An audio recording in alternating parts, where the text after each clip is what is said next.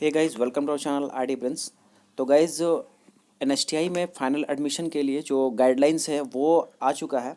तो final admission का guys यहाँ डेट्स वगैरह, फिर क्लासेस वगैरह, फिर हॉस्टल वगैरह के बारे में, फिर कौन कौन डॉक्यूमेंट्स लेके जाना है फाइनल एडमिशन के लिए, सारे डिटेल्स जो है यहाँ आ चुके हैं। तो गाइस, ये जैसे पीडीएफ आप देख रहे हैं, ये जो है एनएसटीआई देहरादून, एनएसटीआई देहरादून से जो है वेबसाइट से इसको डाउनलोड किया गया है। तो इसको आप लोग ऑफिशियल वेबसाइट में जाके देख सकते हैं। तो ये एनएसटीआई देहरादून का है। तो इसी तरह से लगभग सभी जितने भी एनएसटीआई हैं, तो सभी का भी इसी तरह से सबका जगह फॉलो होगा। ठीक है। तो जैसे यदि का आवश्यक सूचना में यदि मैं जाऊँ, तो देखिए यहाँ पे दिया हुआ है कि जो सत्र 21-22 जो आप लोग का रहेगा, तो CITS जो बैच है सत्र 21-22 का, वो 15 दिसंबर से आरंभ हो रहा है। ठीक है, 15 दिसंबर से आरंभ हो रहा है। और रेगुलर एडमिशन के लिए देख लीजिए यहाँ पे जो क्या क्या आपको लेके जाना है। प्रोविजनल एडमिशन रसीद रसीद जो आप प्रोविजनल काउंसलिंग कराए थे, तो वहाँ एक रिसिप्ट मिला था, वो लेना है।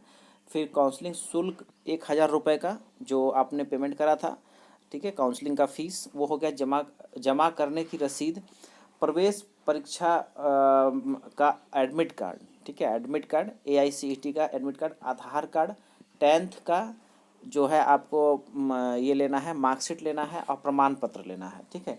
उसके बाद ITI डिप्लोमा या बीटेक जो भी है उसका आप लोग को जो है ये अंक तालिका मतलब मार्कशीट और जो है मार्कशीट और सर्टिफिकेट लेना है। ओरिजिनल और फोटोकॉपी उसका लेके जाना है। ठीक है। उसके साथ में आप लोग को जो है मेडिकल सर्टिफिकेट भी यहाँ पे मांगा गया है। ठीक है। समक्ष चिकित्सक राजकीय मेडिकल ऑफिसर द्वारा जारी किया गया फिटनेस सर्टिफिकेट, वही मेडिकल सर्टिफिकेट तथा कोरोना टीका के दोनों डोजों लगी होने को। ठीक है। यहाँ पे आपको नेक्स्ट जो सर्टिफिकेट लेना है वो कोरोना का, दैट मीन्स जो कि कोविड-19 का जो आपने वैक्सीनेशन लिया, तो उसका दोनों डोज उसका जो है सर्टिफिकेट प्रमाण मतलब कि लेकर के आप लोग को जाना है। उसके बाद देखिए EWS यदि OBC या ST/SC कैंडिडेट है, तो उनका जो है नेमी के वेबसाइट में जो है प्रारूप दिया है, उसी के अकॉर्डिंग जो है आप लोग को ये लेके जाना है, सर्टिफिकेट लेके जाना है। ठीक है। उसके बाद देखिए प्रोविजनल एडमिशन पाने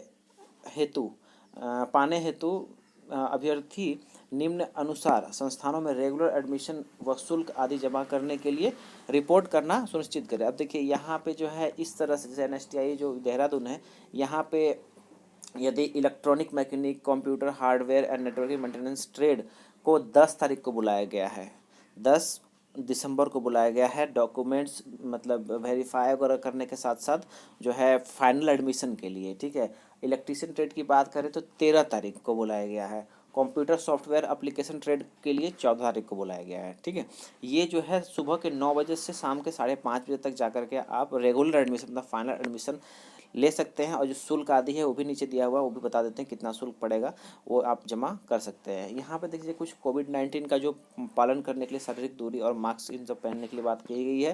दूसरी बात है कि यहाँ पे आप लोग को जो है वही प्रमाणित प्रमाण पत्र जो ऑनलाइन मिलता है इसका कोविड-19 का। ठीक है। कोविड-19 टीका का दोनों डोज का लेके जाना है। और वो लोग यहाँ पे लिखे हैं कि वहाँ मिलान भी करेंगे, ऑनलाइन वो लोग सर्टिफाई भी करेंगे कि कहीं आप जाली तो नहीं बनवा के ले आए, फेक तो बनवा के नहीं लाए हैं। ठीक है। तो ये चीज़ है। उसके बाद देखिए यहाँ पे जो है छात्रावास के बारे में देखिए एक इम्पोर्टेंट नोटिस है कि जो पुरुष परीक्षार्थियों के लिए सीमित मात्रा में सीटें हैं इस बार जो है। ठीक है। कोविड-19 को मद्देनज़र रखते हुए जो DGT है थोड़ा सीटों की संख्या कम कर दी है, इसीलिए अभी जो सीटों का जो आवंटन होगा वो 15 तारीख के बाद होगा। 15 तारीख से सप्ताह भर का समय लग सकता है। ठीक है। तो सप्ताह भर का समय 15 तारीख से, तो उस बीच जो है आपको रहने का सुविधा खुद से ही अपने ही कंधों पे लेना पड़ेगा, मतलब कहीं आपको व्यवस्था करना होगा उस बीच, जब तक आपको हॉस्टल आवंटित नहीं किया था, अपने ही खर्च पर बाहर करनी होगी। समझ गए। उसके बाद महिला परीक्षार्थियों के लिए देखिए यहाँ पे क्या है कि निर्माण हो रहा है, वहाँ छात्रावास का निर्माण किया जा रहा है। तो ऐसे में जो है आवंटन जो है कोई इस तरह का छात्रावास की सुविधा तो उपलब्ध नहीं है, हॉस्टल फैसिलिटी नहीं है, लेकिन यहाँ पे जो है कुछ यदि व्यवस्था की जाती है, मान लेते हैं प्राइवेट वगैरह का कुछ भी टाइप से कुछ यदि बिल्डिंग वगैरह ये किया जाता है, मतलब लीज पे लिया जाता है, तो उस केस में जो है सारे हॉस्टल का भी वहाँ पे मतलब मेस वगैरह भी सिस्टम स्टार्ट होगा, तो वहाँ पे सभी महिलाओं या फिर सभी लड़कियों को जो है ये सुविधा नहीं मिल सकेंगी, क्योंकि यहाँ पे जो है सभी सभी को एकोमोडेट करना पॉसिबल नहीं है, बच्चे ज़्यादा होंगे और छात्रावास थोड़ा कम होगा। मेस सुविधा उपलब्ध है, दूसरी बात कि मेस में खाना अनिवार्य होगा, ठीक है, और मेस में खाना अनिवार्य होने के साथ साथ बाहर के बच्चे जो है मेस में आना प्रवेश वर्जित रहेगा।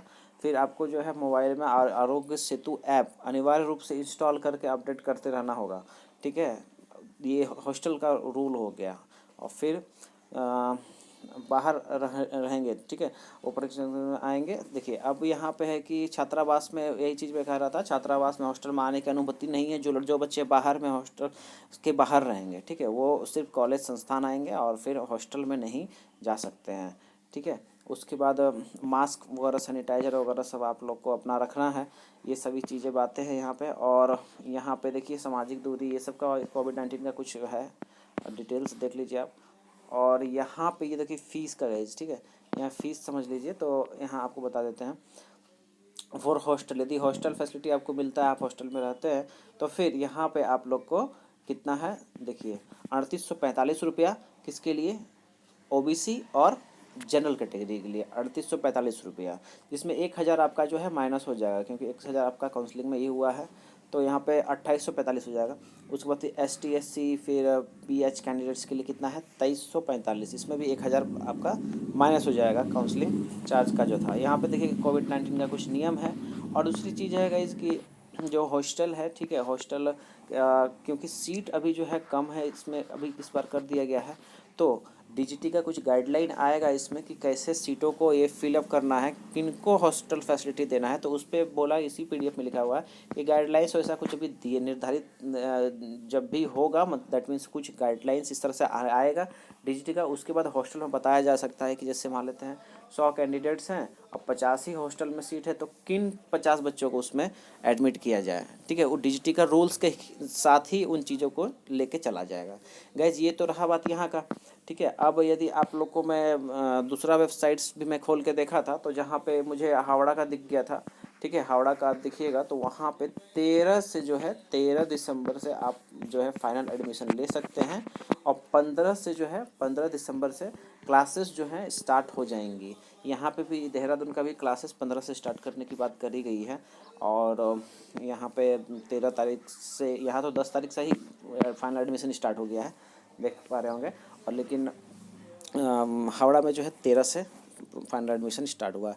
अदर NSTIs का भी गाइज इसी तरह से, आप यदि 13 को पहुंचते हैं, 14 को पहुंचते हैं, तो आपका फाइनल एडमिशन उस डेट में हो जाएगा, ठीक है। तो जैसे दूर के बच्चे हैं, लाइक चेन्नई हो गया, चाहे बेंगलोर हो गया, तो आप लोग ऐसा अपना शेड्यूल कर लीजिए, रिजर्वेशन वगैरह करा लीजिए कि आप लोग जो है 13 तक पहुँच जाइए, 14 तक पहुँच जाइए, जा करके एडमिशन आप लोग ले लीजिए। अब देखिए खामखा 10 तारीख को करा के फ़ायदा भी नहीं है। अब देखिए यहाँ पे जैसे 10 तारीख को बुलाया गया है तो ऐसा कुछ 100% श्योर नहीं है कि जैसे अब 10 तारीख को बच्चे नहीं पहुँचे, किसी कारणवश ट्रेन का अगर रिजर्वेशन मिला या फिर किसी कारण, तो 11 को पहुँचेंगे, एडमिशन नहीं लिया जाएगा, ऐसा नहीं है, एडमिशन तो होगा ही होगा, ठीक है, थोड़ा लेकिन टाइम पे आप लोग, ये जो देहरादून का खासकर ये टाइम पे आप लोग पहुँच जाइएगा तो बेटर ही रहेगा। तो गाइस चलिए, न्यू फर्दर कुछ अपडेट्स आता है तो चैनल पे आपको अपडेट करते रहेंगे, तो चैनल को सब्सक्राइब करना ना भूलिएगा, और दोस्तों तक अपना जो है इस वीडियो को भी शेयर कीजिएगा। तो guys thank you so much.